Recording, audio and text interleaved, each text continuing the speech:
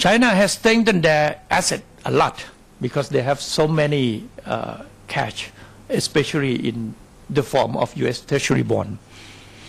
China start to change U.S. Treasury bond into other assets.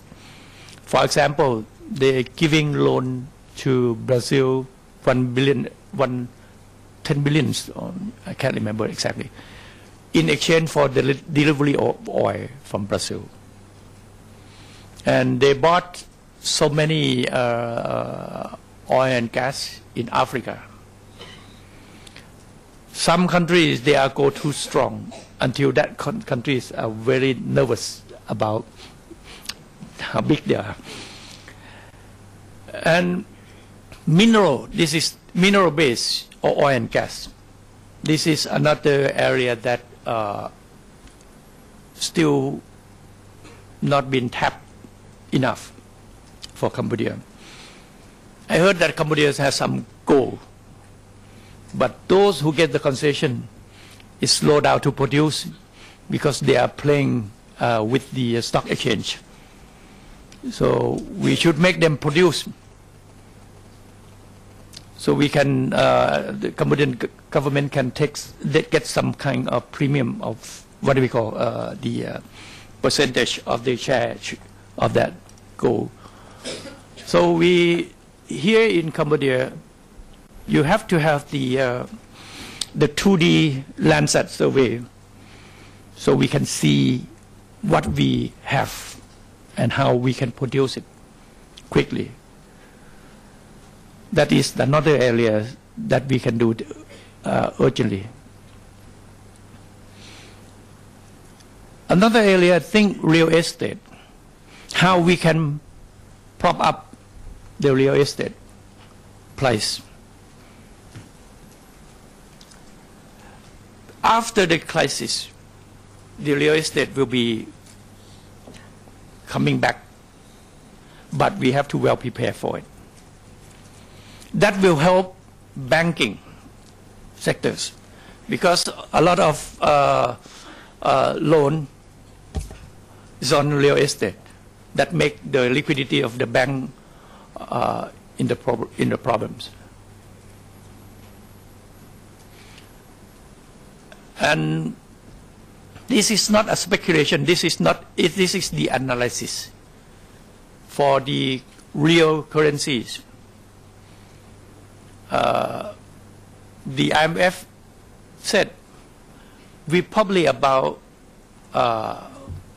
have to softening down a little bit.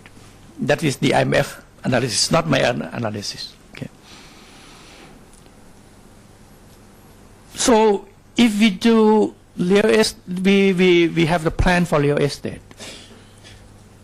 I talked to His Excellency Praksukon about the law here. I think the law here is quite generous. You allow up to 99 years lease contract. That is good enough for foreigner. But the area where they can enjoy sea, sunset, if you have the infrastructure and the safety there, you can develop that area for the foreigners to buy. Now, those who have cash is abundant. They are rich until we don't know what they're going to do with it. But those who are poor are very poor. Almost every country is the same. Almost every country is the same. It's imbalanced, but the balance must be provide opportunities for those who has less opportunities. Opportunities is the key word. You have to provide opportunities for your people to allow them to access to knowledge, to information, and also importantly to capital. What we call why we call capitalism economy. You need capital to be prosper. If you don't have capital, you cannot prosper. So you need capital. How you can provide access to capital of every level of socio-economic status.